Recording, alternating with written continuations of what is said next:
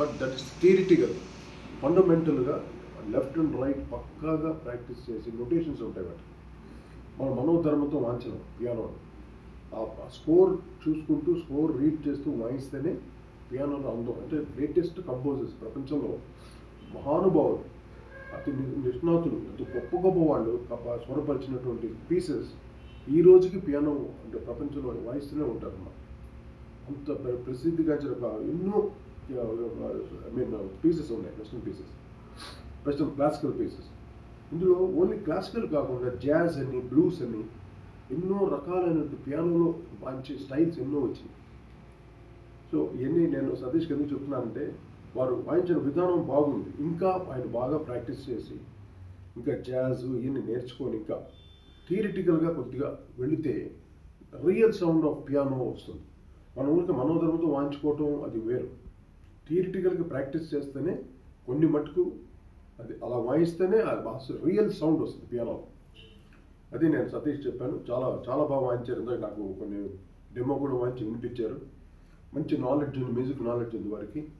నేను నా అడ్వైస్ అయితే ఇంకా బాగా ప్రాక్టీస్ చేసి థియరిటికల్గా బాగా ప్రాక్టీస్ చేయండి.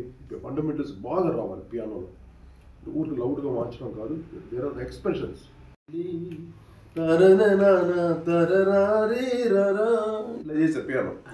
నేను పియానో సాంగ్ చేశాను. ఆ నీలి గగనాన నీటి ఓ దివ్య తారా